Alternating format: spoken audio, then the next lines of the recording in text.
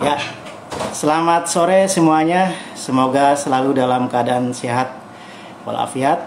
Berjumpa lagi dengan saya Muhammad Jaziri dalam Bincang Bisnis volume 9. Tidak terasa ya, kita sudah menyajikan 9 volume Bincang Bisnis selama sekitar 2 bulan ini. Semoga bincang bisnis yang kami sajikan bermanfaat, menginspirasi bagi para calon investor dan bagi peminat yang ingin menggeluti dunia usaha. Oke, sore ini kita akan berbincang-bincang dengan seorang pengusaha laundry kiloan. Beliau sukses mengembangkan laundry kiloan menjadi waralaba dengan jaringan terbesar di Indonesia. Menariknya, pria yang satu ini memulai usahanya dari bangku kuliah. Bagaimana kiat beliau membesarkan usaha waralaba kiloannya menjadi market leader dan bisa bertahan lama. Mari kita ajak ngobrol sore ini dengan Pak Agung Nugroho Susanto, owner Simply Fresh Laundry. Kita akan ngobrol santai ya dengan beliau bagaimana langkah-langkah atau kiat-kiat dia mengelola usahanya hingga menjadi besar, menjadi pionir di usaha waralaba laundry kiloan. Mari kita undang Pak Agungnya ya. Sebelumnya saya ingin menyapa dulu nih pada para pemirsa Instagram Live Majalah Franchise. Terima kasih kepada Pak Eko, Pak Yohan yang sudah bergabung, Mas Luki, Mas Moses. Terima kasih yang sudah bergabung, juga ada. Oke, rupanya Pak Agung sudah siap kita hadirkan ya. Oke, selamat sore Pak Agung. Sore Mas Jaziri. Ya, gimana, sehat Pak? Alhamdulillah. Oke. Suaranya sudah Jelas? terdengar jelas? Jelas, sudah jelas.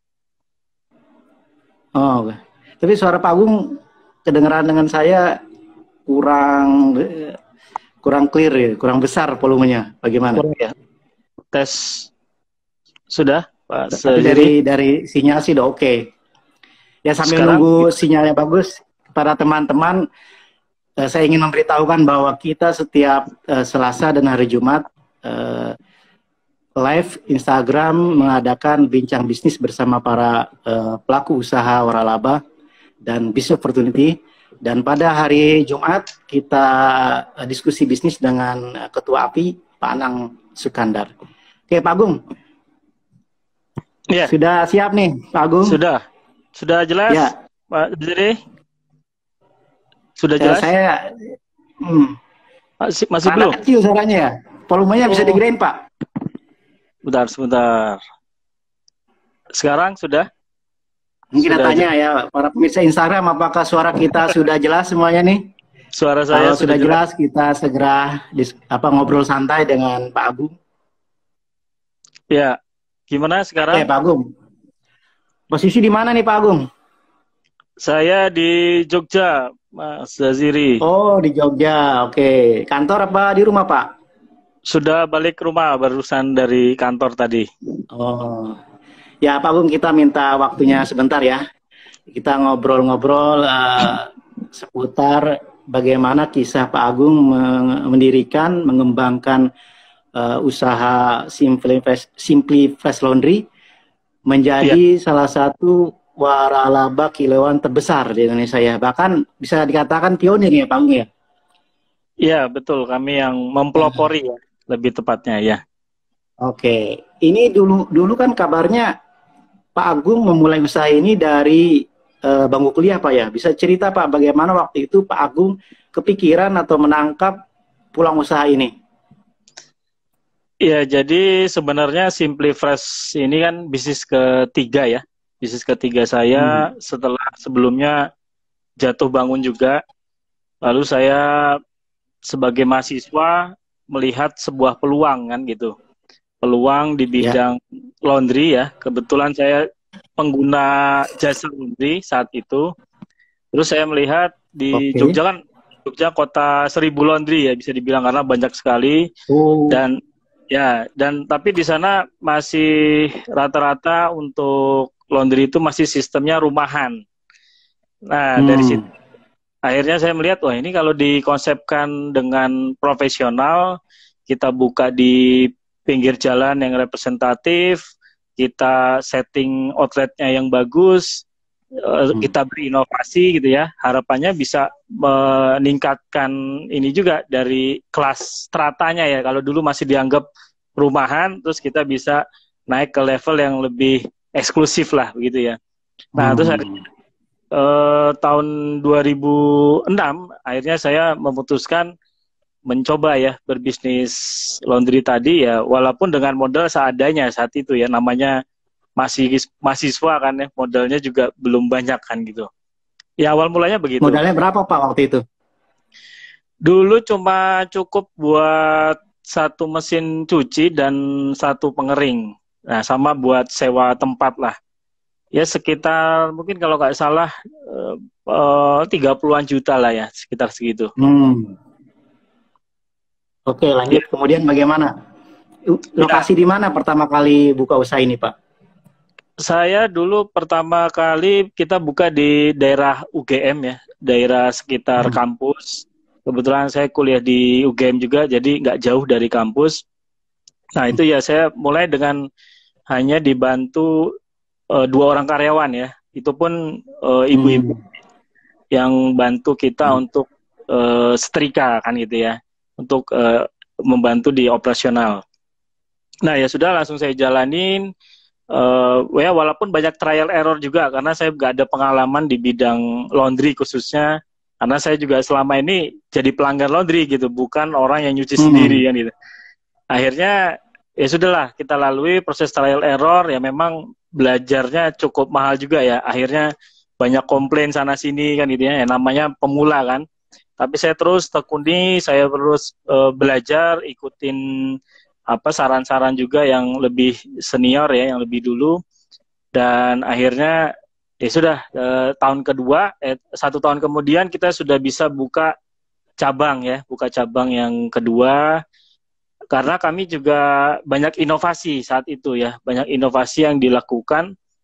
Mulai dari kita yang kalau dulu nyuci tahun 2006 itu kalau nge-laundry nggak ada pilihan pewangi gitu ya. Jadi Hmm. kalau nyuci ya suka-suka pengusaha laundrynya kan gitu. Akhirnya Hmm. kita buat inovasi 7 pilihan aroma pewangi. Nah, terus Hmm. akhirnya banyak konsumen yang suka karena kan memang parfum kan beda-beda ya untuk favoritnya ya. Dan itu satu diantaranya. Terus kita juga inovasi cuci kilat gitu ya, cuci kilat 4 jam jadi, nah gitu. Dan saat itu juga Hmm. kalau nyuci ya 2 hari, 3 hari baru jadi kan gitu. Dan ya inovasi-inovasi yang kita lakukan akhirnya jadi trendsetter juga ya, jadi diikutin dan sekarang saya kira udah bukan hal yang asing lagi ya dengan inovasi-inovasi tadi. Lalu tahun 2009 saya juga 2008 ya, kita juga mulai inovasi eh, teknologi sterilisasi air. Jadi menggunakan Hmm. ultraviolet gitu ya. Nah, itu sebenarnya saya meniru konsepnya air isi ulang, air isi ulang. Terus saya ngelihat kenapa kok disinarin airnya ya. Tuh ternyata Hmm. disterilkan, bebas bakteri.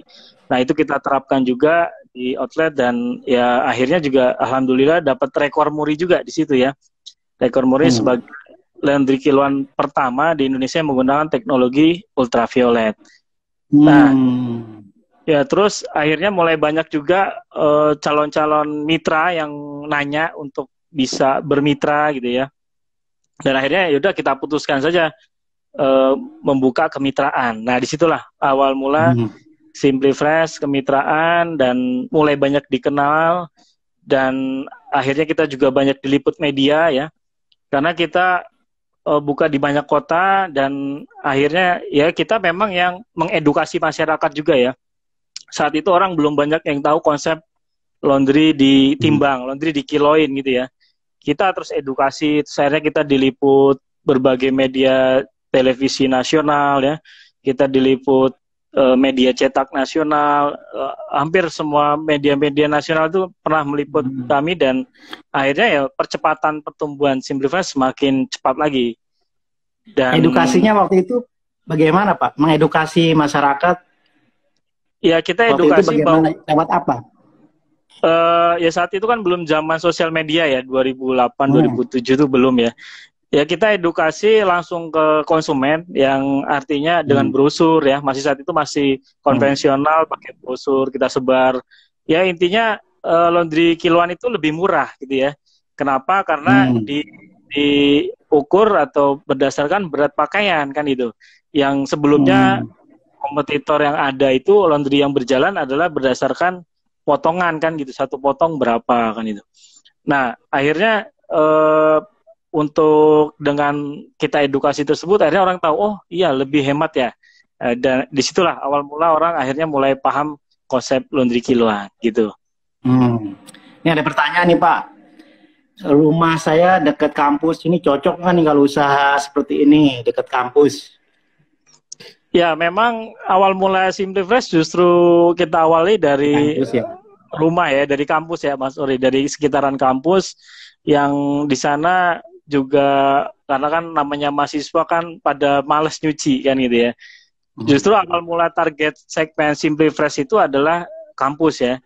Dan seiring waktu kita menggarap corporate, menggarap hotel, menggarap pabrik-pabrik, kita juga pernah ya. Akhirnya terus berkembang, dan sekarang kan kita sudah buka di 350 outlet ya, kita buka di 100 kota. 350 outlet, Pak. Di mana aja itu Pak? Tersebarnya di mana aja gerainya? Hampir seluruh provinsi kita ada ya, dari Aceh sampai Papua kita ada. Ya, jadi perkembangan Simplifresh begitu tadi kurang lebih awal mulanya. Ya. Dulu kan Pak Agung ini memulai dari bangku kuliah Pak, berarti kan masih sibuk kuliah Pak ya. Itu membagi waktu bagaimana Pak sehingga Bapak ini bisa lama-lama bisa ahli gitu di usaha ini, bisa expert, itu gimana Pak? Ya memang. Belajar dari mana itu? Membagi waktunya juga. Pas awal tahun pertama memang saya cukup kewalahan juga ya, karena masih aktif kuliah. Tapi tahun 2007 itu saya kan lulus kuliah dan mulai fokus di sana. Makanya ketika dari lulus kuliah lalu saya fokus di Simplifresh, itu pertumbuhannya cukup pesat sekali ya. Makanya dalam setahun itu kita bisa buka 30 cabang ya. Nah itu ya karena memang sudah total fokus di situ ya. Ya memang kalau bisnis itu butuh fokus, butuh tidak disambi-sambi ya, agar bisnisnya bisa berhasil. Ya begitu. Nah, di awal-awal memulai bisnis ini mungkin buat inspirasi bagi pemirsa ya. Ini ada kendala apa aja Pak saat memulai usaha?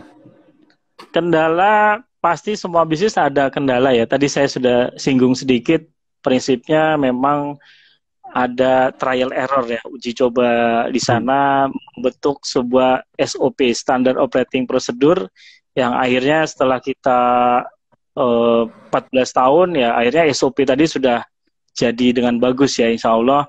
Dan ya tapi ketika kita membentuk awalnya ya memang kita uji coba terus gitu ya. Jadi cara-cara mencuci, teknik-teknik yang tepat, cara sistem untuk mengatur tim yang tepat itu bagaimana. Akhirnya ya sempat sedikit cerita, kita dulu pernah awal-awal tahun pertama buka itu sempat dapat high complaint ya. High complaint ceritanya di UGM itu kan ada pertukaran pelajar ya, ada pertukaran pelajar dari luar negeri kan gitu ya. Terus ada seorang pelajar dari Australia kalau nggak salah ingat, dia orang bule gitu ya, dia nyuci di tempat kita gitu ya. Terus akhirnya ketika nyuci, karyawan kita yang ngiranya karena ini orang bule gitu ya, dikira bajunya baju bagus semua gitu ya, baju-baju mahal dikira. Ternyata di situ juga ada satu baju batik yang luntur gitu ya, yang gampang luntur, yang nggak bagus. Akhirnya oleh karyawan, dimasukin satu mesin, satu pelanggan, satu mesin baju semua dimasukin, dan akhirnya kelunturan lah di situ ya. Kelunturan, dan bajunya rusak semua itu. Terus Waduh. dia komplain kan gitu, wah ini saya beli baju ini di Inggris, baju ini di luar negeri mahal-mahal kan gitu.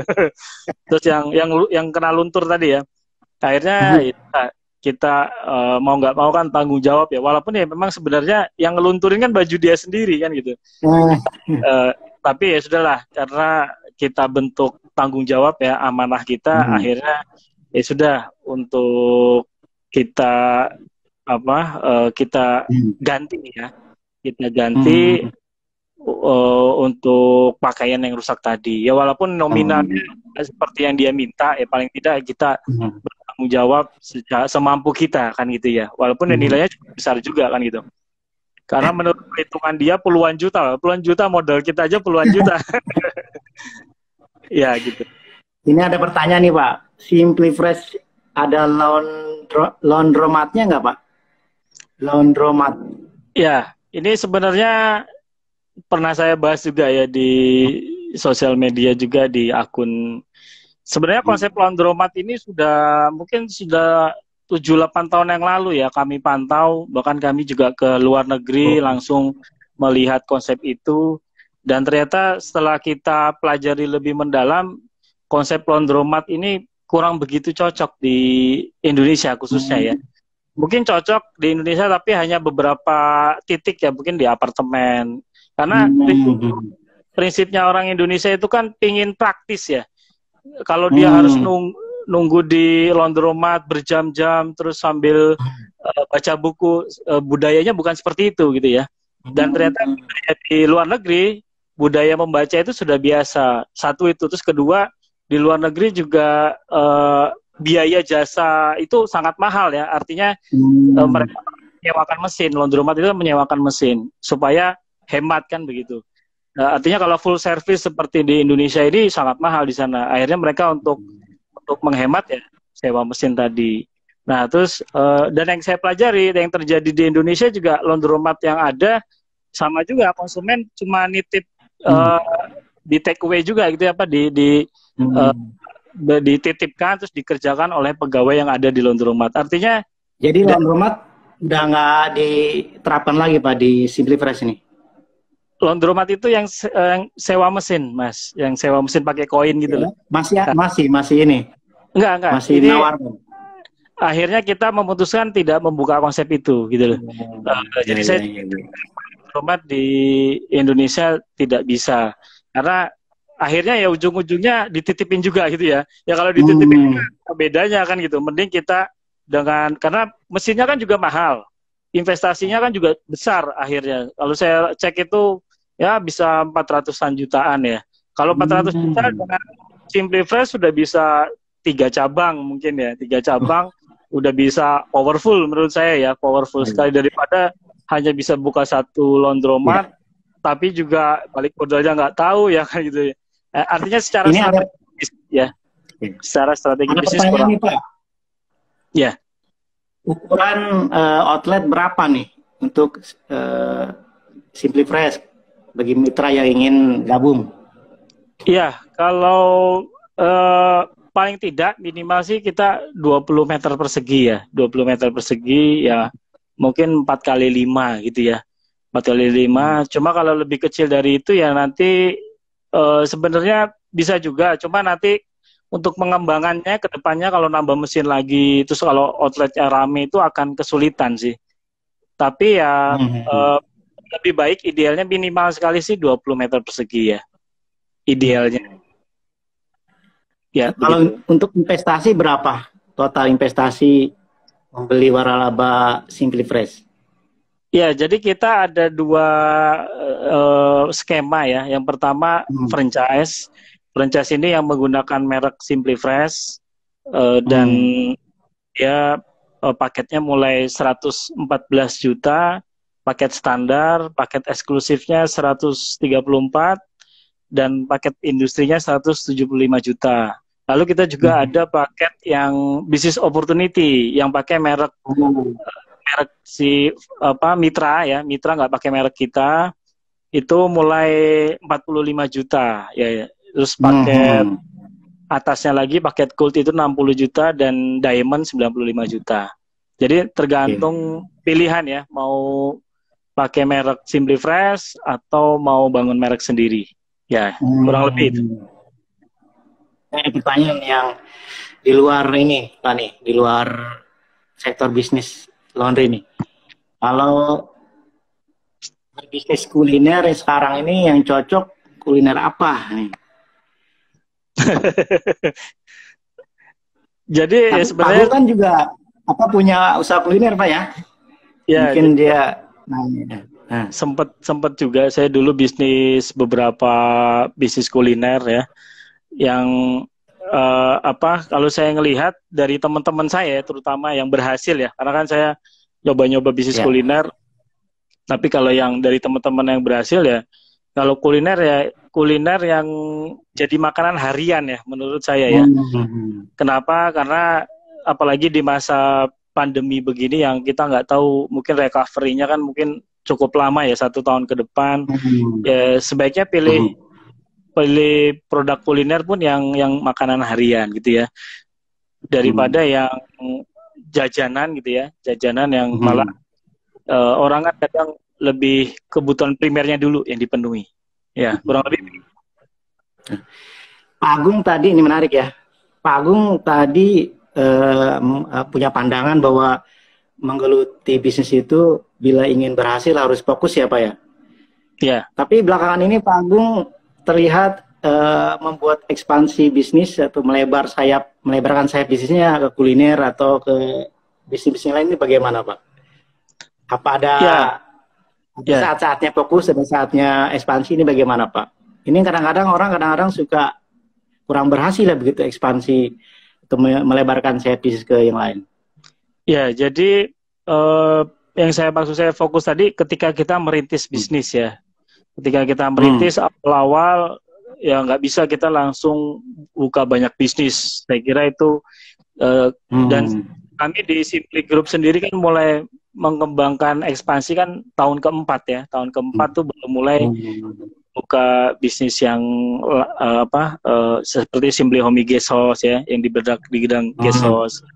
Lalu juga baru bisnis yang lainnya pun kebanyakan diantaranya saya nggak full charge ya, tapi partnership ya, lebih partnership.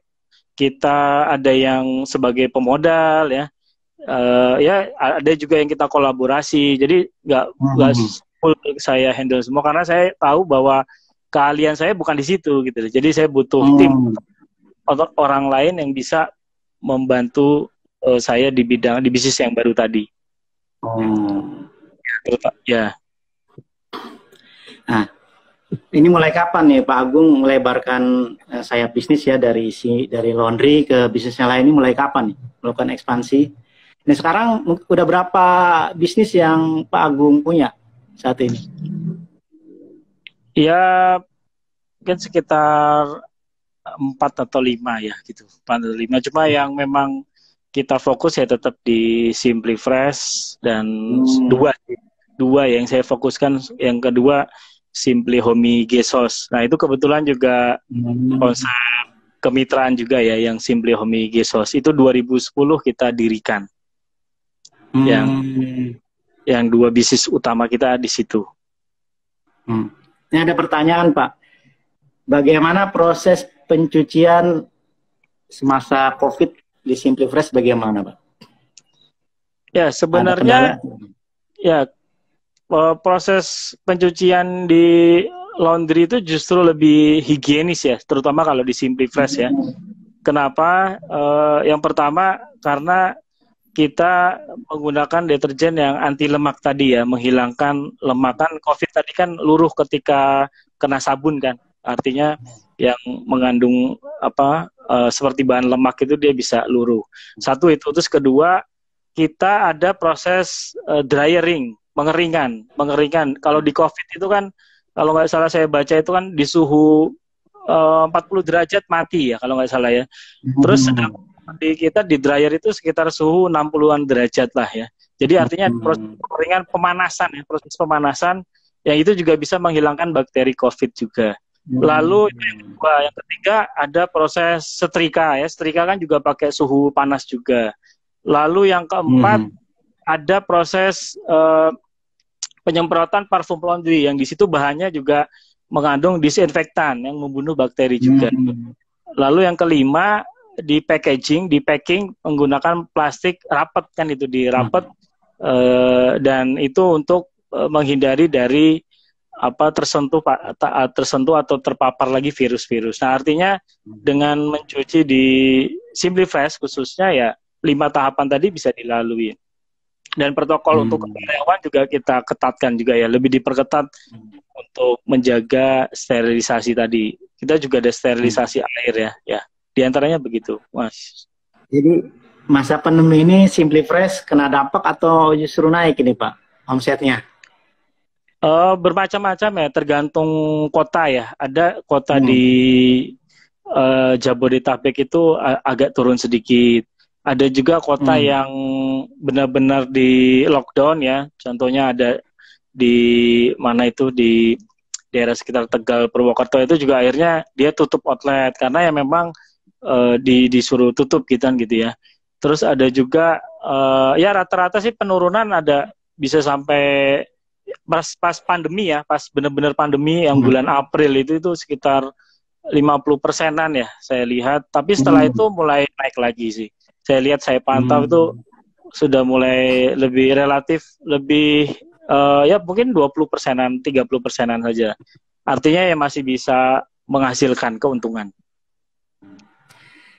Tapi ada nggak yang tutup nih di masa pandemi? Ada nggak mitra atau gerai yang tutup? Tutup tapi sementara saja sih karena ada ya betul. Kondisional ya. Nah ini ada pertanyaan lagi nih Pak Agung dari Bob Nainggolan. Mungkin ini calon investor nih. Bagaimana cara mengetahui omset cabang SimpliFresh? Terus apakah ada royalti? Berapa royaltinya? Ya, jadi kalau omset kita kan bisa memantau dari software software komputer ya kan kita transaksi ada softwarenya, software POS itu khusus memang kita buat dari tim IT kita yang membuat kita ada tim IT juga di kantor pusat yang menghandle langsung khusus untuk IT-nya ya. Jadi bisa tahu progres perkembangan outlet. Satu itu, terus kedua tadi apa tadi ya? Royalti ya. Royalti. Jadi di SimpliFresh sebenarnya bukan royalti ya, lebih ke support system fee. Support system fee itu yaitu nominal yang ketika mencapai omset tertentu kita baru dapat semacam gaji lah bisa dibilang gitu ya. Jadi dan angkanya berbeda-beda ya, berbeda tergantung omset yang dicapai ya begitu. Jadi nggak ada royalti, nggak dipungut royalti nih Pak? Bukan royalti, cuma ya jadi lebih ke support system fee ya. Kalau royalti ya, kalau royalti kan lebih ke nggak ngapa-ngapain dia berhak dapat kan itu. Kalau di sini harus kerja dulu. Manajemen fee kali Pak ya? Ya mungkin bisa begitulah ya, kurang lebih begitu namanya. Itu baru dipungut kalau memang udah mencapai laba tertentu ya? Ya, betul. Pak Agung, seperti tema kita sore ini Pak Agung, kiat sang pionir bertahan di bisnis laundry kiloan. Ini udah berapa lama nih Pak, kalau dari dihitung sejak berdiri sampai sekarang, ini bisa bertahan kuncinya apa nih Pak? Ya, memang salah satu kuncinya kita terus melakukan inovasi ya. Inovasi dan juga branding yang terutama itu kita selalu karena sempat juga SimpliFresh kan selama 7 kali berturut-turut ya mendapatkan top of mind franchise laundry kiloan ya dari 2010 sampai 2016 kalau nggak salah itu 7 tahun dan itu kan by riset ya dan saya kira itu valid karena diselenggarakan di banyak kota. Top of mind itu kan orang yang pertama kali ingat sebuah brand ya, brand franchise laundry kiloan kan itu. Artinya ya kita proses branding itu berjalan. Di antaranya ya kita sering ikut media kan begitu. Kalau sekarang mungkin sudah berubah ya cara brandingnya, kita beriklan di sosial media. Kan sekarang ada Facebook Ads, ada Instagram Ads juga ya. Ada juga Google AdWords ya, beriklan di Google. Artinya kita manfaatkan internet marketing lah ya, supaya orang pada tahu dengan brand kita. Jadi terus yang kedua tadi inovasi ya, kita selalu berbenah ya, karena pasar laundry kiloan saat ini kan sudah mulai masuk samudra merah ya, atau berdarah-darah, pemainnya sudah banyak. Nah terus akhirnya kita mau tidak mau ya kita harus berinovasi, melakukan perubahan positioning ya, perubahan positioning bisnis supaya kita ini ingin dikenal sebagai apa gitu ya, supaya persaingan dengan kompetitor itu tidak relevan lah, intinya begitu. Akhirnya apa? Akhirnya orang sulit membandingkan SimplyFresh dengan laundry kiloan yang lain. Kenapa? Ya karena punya sebuah model bisnis atau positioning yang berbeda dari yang lain kan gitu. Ya itu, jadi yang kita lakukan diantaranya itu ya. Contohnya misalkan begini, misalkan orang kalau ini juga kita webinarkan ya kemarin sempat. Artinya gini, ketika orang pada umumnya kan cuci komplit berapa kan itu ya, cuci komplit itu cuci, setrika, terus kering ya, cuci kering setrika kan itu. Nah ketika kita kalau ngasih menunya begitu, otomatis gampang sekali dibandingkan dengan kompetitor kan gitu. Akhirnya kita nggak main itu lagi, kita main dengan konsep cycle namanya. Cycle itu cuci kilat 4 jam jadi bergaransi gitu ya. Dan kalau 4 jam nggak jadi kita kasih diskon gitu ya, kasih diskon. Jadi menjamin kecepatan, dan itu pun harganya relatif lebih mahal, dan bonus setrikanya cuma 3 potong gitu ya. Sisanya kalau mau setrika tambah biaya lagi per potong berapa gitu ya. Artinya sebenarnya orang ketika membandingkan ini udah bingung kan gitu. Link satu cuci komplit 8.000, ini SimplyFresh berapa cuci komplit? Oh kita nggak ada cuci komplit, adanya begini ya gitu. Orang udah secara marketing udah bingung ya. Nah itu strategi salah satunya juga ya, dari pricing juga ya, dari positioning ya, lebih tepatnya positioning. Kita mau main di pasar apa? Kita mau main, kalau SimplyFresh main di pasar cuci kilatnya tadi ya. Jadi kalau mau cuci kilat agak mahal di sini. Kalau nggak mau cuci kilat mau murah ya nggak di sini, di sana aja kan gitu.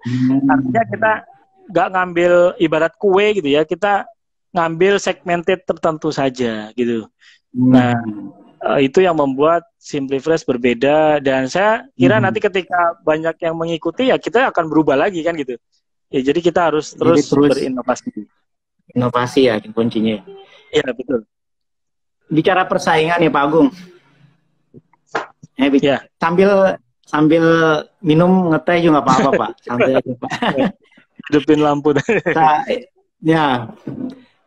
Nah bicara persaingan nih Pak Agung ya. Ini persaingan di waralaba laundry kiloan saat ini bagaimana Pi? Prospek kedepannya juga bagaimana nih Pak? Menurut Pak Agung? Ya, jadi SimplyFresh sendiri ya sudah 14 tahun berdiri ya. Kalau pengen tergambar bagaimana SimplyFresh, yang artinya sudah melewati berbagai krisis juga, krisis ekonomi ya, terutama. Dan kita bisa termasuk COVID-19 ini, dan ya alhamdulillah kita bisa melewati setiap krisis itu, dan tetap SimplyFresh jadi sebuah produk khususnya atau brand yang dipercaya masyarakat kan gitu. Satu itu, terus kedua untuk prospek kedepannya ya saya melihat bahwa selama mobilitas manusia tinggi, selama itu pula kebutuhan akan laundry itu akan dibutuhkan. Kenapa? Karena orang makin sibuk kan gitu ya, mobilitasnya tinggi, sibuk, dia nggak ada urusan mencuci, urusan laundry gitu ya, kayaknya nggak banget kan itu. Akhirnya ya udah, cara praktisnya ya laundry aja kan gitu. Artinya mobilitas manusia ini saya kira apalagi zaman sekarang ya, itu juga dibutuhkan. Pun misalkan kemarin terjadi COVID yang mobilitas otomatis tidak berjalan, ternyata kebutuhan-kebutuhan tertentu ya masih orang nge-laundry yang mereka masih ya. Contohnya bed cover, gorden, karpet ya, cuci boneka, terus spray yang gede-gede gitu ya. Atau yang perpotongan cuci jas itu kadang mereka kalau untuk hal itu dia walaupun kalau yang baju harian mereka bisa cuci sendiri ketika COVID kemarin. Nah, tapi sekarang udah mulai normal lagi, sudah kebutuhan yang harian juga mulai naik lagi. Artinya prospek ini sudah terbukti 14 tahun ya, 14 tahun yang saya kira waktu yang nggak sebentar, karena menurut riset kan 10 tahun bisnis yang bisa lewat 10 tahun itu hanya 1-2% bisnis saja yang bisa survive dan SimplyFresh bisa survive ya sampai 14 tahun. Ya, gitu. Dengar kabar dulu sempat mau ekspansi keluar, itu jadi apa nggak, Pak? Ya, sempat sih kita berapa kali ikut expo di Filipina ya, expo franchise, terus kita pernah expo di Malaysia juga kita pernah. Nah, cuma memang kendalanya adalah mencari partner ya, partner yang tepat juga agak kesulitan. Belum dapat lah partner yang pas, yang cocok. Ya mungkin kendalanya itu. Saya juga melihat pasar Indonesia ini masih sangat besar ya. Kita fokus dulu deh. Ini ada pertanyaan dari Mas Alpin. Mau tanya paket franchise berapa nih untuk SimplyFresh? Terus lokasi di mana nih jika bergabung dengan franchisee yang baiknya itu daerah mana? Untuk daerahnya. Jadi SimplyFresh itu karena kita sudah ada di buka 350 cabang, jadi kita bermacam-macam ya untuk area wilayahnya, dan ternyata setiap wilayah memiliki strategi yang berbeda-beda ya, yang menyesuaikan juga demografi setempat. Artinya ketika nanya untuk di pasar daerah apa, ya kita bisa menyesuaikan nanti, misalkan daerah A itu nanti kita strateginya berbeda kan gitu.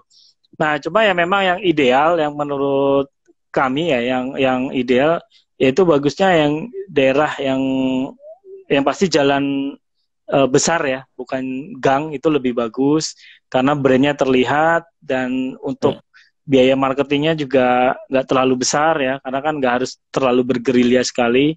Di dalam juga bisa, cuma ya gerilyanya otomatis biaya marketingnya harus lebih besar ya, ada plus minus ya. Dan di pinggir jalan kan otomatis juga biaya sewanya juga lebih mahal. Lalu kedua juga daerah yang lingkungan perumahan itu juga bagus ya, lingkungan perumahan, kawasan perumahan gitu ya, atau pemukiman lah, nggak harus perumahan, pemukiman itu juga lebih bagus. Daerah kampus juga bisa, cuma nanti kalau kampus juga lebih bagus kampusnya yang premium ya, yang premium. Nah, kalau yang ini nanti saingannya dengan yang laundry yang kompetitor ya, yang masih jual murah-murah itu. Dan namanya mahasiswa kan yang penting murah kan gitu. Nanti kita head to head-nya agak sulit ya. Bagusnya jadi kita lebih ke segmen medium lah, lebih ke medium. Paket franchise-nya berapa? Paket franchise tadi sudah saya sampaikan ya, ini saya ulang lagi ya. Jadi ada dua ya, paket franchise, ada juga business opportunity. Kalau franchise itu mulai 114 juta. Itu franchise itu yang pakai brand kita ya, brand kita sendiri. Tapi kalau business opportunity itu yang pakai mereknya, merek dia sendiri, merek mitra sendiri ya. Jadi nggak terikat. Kalau business opportunity mulai 45 juta kalau itu. Ya, tinggal nanti mau, ya memang ada plus minusnya. Kalau SimplyFresh brandnya sudah jadi, nanti ada timnya juga yang maintenance ya. Tapi kalau BO kan atau business opportunity kan hanya diajarin, kita training, kita set up outlet, udah selesai kan di situ, nggak berlanjut, putus lah gitu ya. Pertanyaan dari Kunos nih Pak, investasi industri itu cocoknya di mana? Mungkin di kawasan industri kali Pak, cocok nggak ini? Di industri. Kawasan industri mana yang cocok untuk laundry ini? Oh, kalau ya tergantung kota ya. Nanti kita juga ada di kota yang kawasan industri itu, salah satunya outlet kita di Gresik ya, di Jawa Timur itu daerah pabrik, dan ternyata bagus juga omsetnya. Jadi untuk menghandle para buruh pabrik di sana ya, dan cukup ribuan kan di sana, dan ternyata bisa juga. Saya juga surprise juga ya, saya tadinya juga agak khawatir juga di sana bisa nggak ya masuk gitu. Terus ternyata masuk juga gitu ya. Artinya ya tadi padat penduduk dan kata kuncinya orang-orang sibuk sih ya, yang banyak orang sibuk di sanalah tempat potensi bisnis laundry itu akan muncul kan gitu. Ya. Oke Pak, tadi bicara produk ya, ini untuk jasa jasa Simply Fresh ini kisaran harganya berapa Pak untuk jasa laundrynya? Oke, untuk jasa laundry memang kita setiap kota berbeda-beda ya.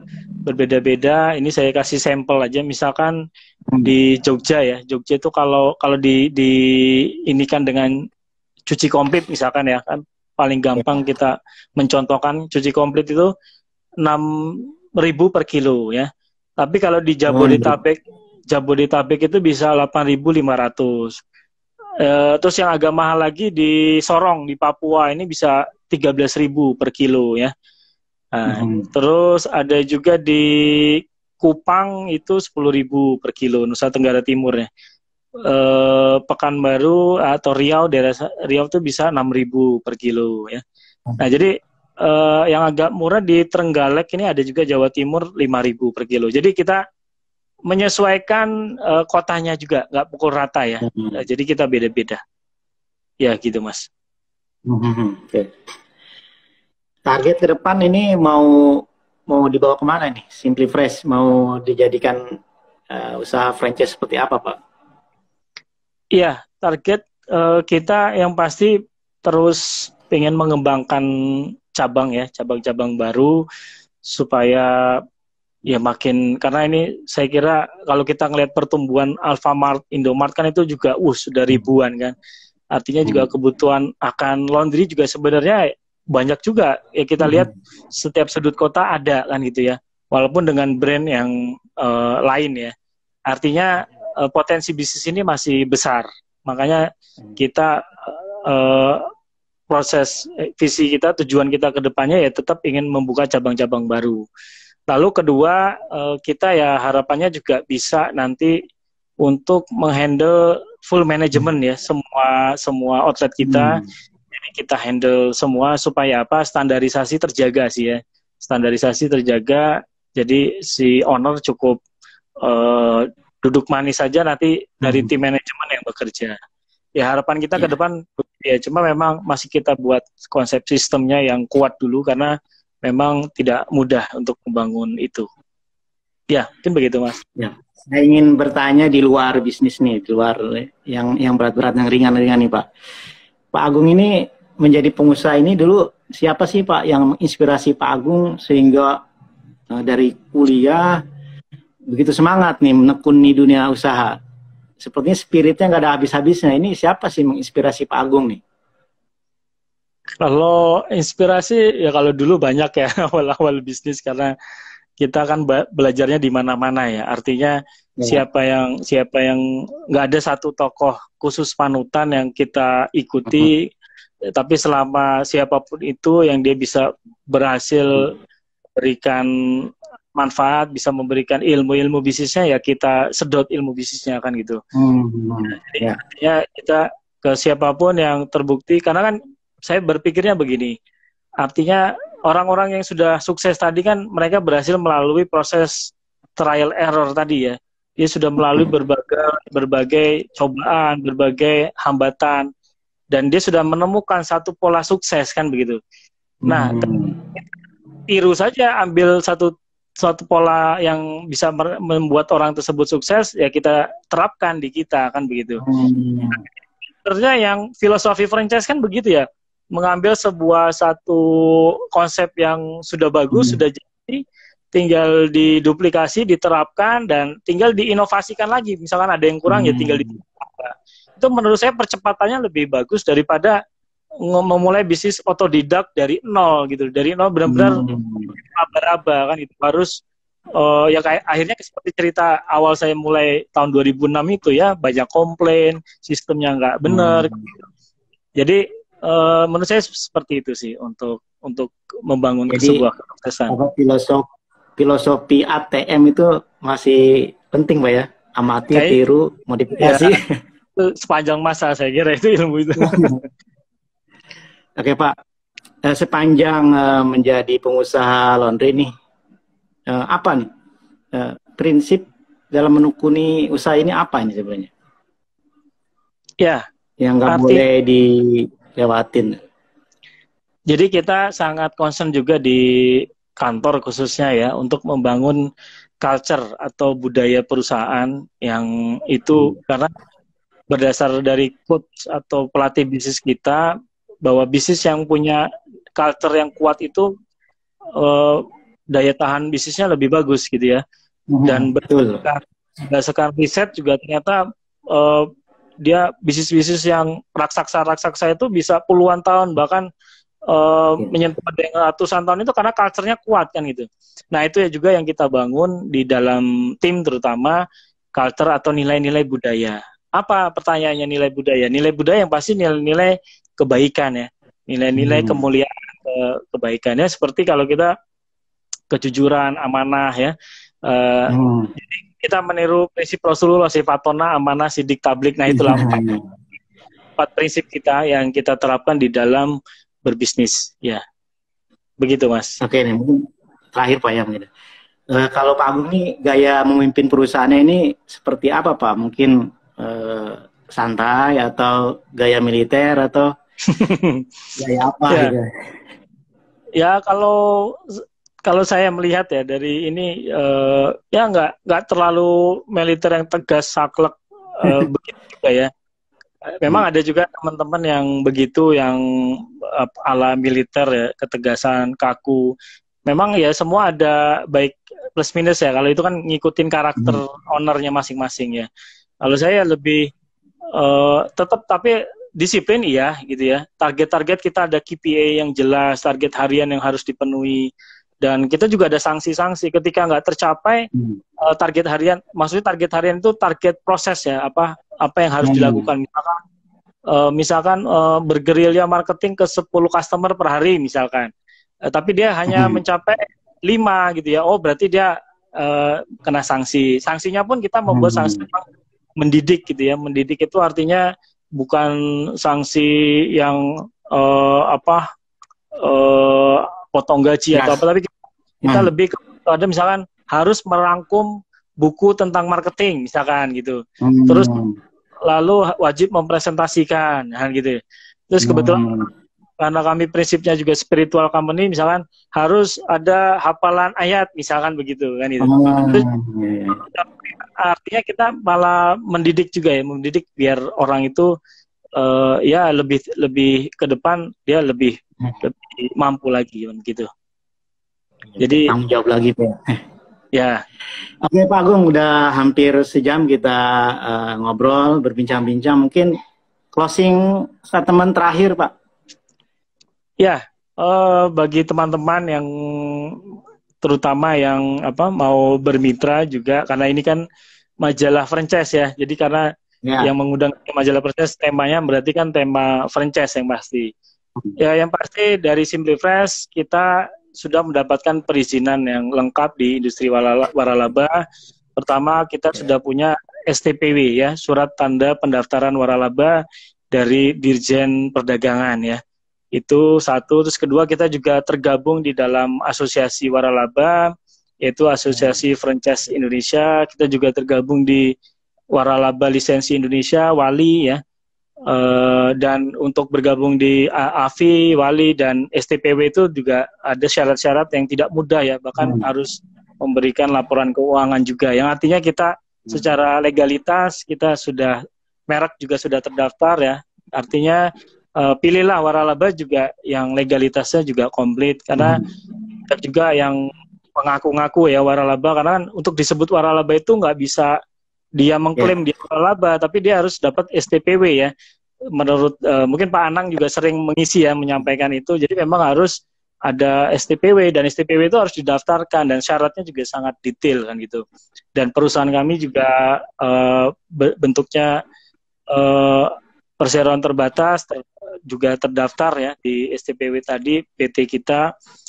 Itu satu. Terus kedua ya, bagi teman-teman yang mau berbisnis franchise juga perhatikan juga track recordnya ya, track record bisnis tadi ya. Lama dia berusaha, jangan sampai bisnisnya hanya bisnis musiman kan gitu. Kalau bisnis musiman ini bahaya juga, artinya dia nggak jangka panjang, nanti ya kasihan dari mitranya itu sendiri ya. Dia udah bayar mahal-mahal, terus malah nggak berhasil misalkan. Ya memang bukan berarti franchise pasti berhasil, itu juga tidak, karena kan tergantung pengelolaannya ya. SimplyFresh juga ada juga yang gagal juga ada. Artinya tergantung franchise sendiri di dalam mengelola bisnisnya. Karena bisnis franchise itu aslinya konsep franchise dari Amerika itu kan pengelola itu adalah franchise itu sendiri gitu loh. Nah, tapi salah artikan masuk ke Indonesia, franchise itu seperti dia cuma nyerahin modal saja kan itu. Seperti minimarket itu kan itu. Artinya konsep aslinya franchise kan memang pengelolaan di tangan oleh franchisee. Artinya bukan kemandirian, entrepreneurship kan gitu. Nah, akhirnya salah sangka ketika bisnis franchise itu malah santai-santai, padahal justru ketika dia komit mengambil bisnis franchise, ya disitulah dia harus mau terjun langsung dan berjuang di bisnis itu kan gitu. Kalau mau berhasil. Nah, artinya begitu sedikit saran dari saya bagi yang mau berhasil di bidang franchise, paling tidak 3 hal tadi diperhatikan. Ya karena saya sudah sering sekali ngikuti industri franchise ini, ya memang harus lebih berhati-hati lah. Dan saya kira itu, dan sukses untuk majalah franchise. Terima kasih Pak Agung atas waktunya. Salah satu obrolan kita bermanfaat. Ya, mitra SimplyFresh yang dari awal kita merintis ini ya majalah franchise ini termasuk yang membuat SimplyFresh. SimplyFresh besar ini, kalau nggak ada majalah franchise juga kita mungkin nggak dikenal juga. Ya terima kasih buat teman-teman majalah franchise. Terima kasih sama-sama Pak Agung. Untuk teman-teman majalah franchise. Oke. Assalamualaikum Pak Agung. Ya, waalaikumsalam. Oke. Demikian bincang bisnis kita dengan Pak Agung Nugroho Susanto, owner SimplyFresh Laundry. Terus panteng channel kita setiap hari Selasa dan hari Jumat. Bagi yang kelewat bisa ditonton di YouTube channel kita, namanya Majalah Franchise Indonesia. Juga bisa di Facebook dan Twitter. Ada beberapa catatan yang menurut saya penting ya bagi calon franchise yang ingin menekuni dunia usaha waralaba. Yang pertama adalah fokus. Jadi ketika merintis usaha itu kita wajib fokus, jangan pindah-pindah ke bidang lain hingga benar-benar ekspor. Terus yang kedua, tipsnya adalah inovasi.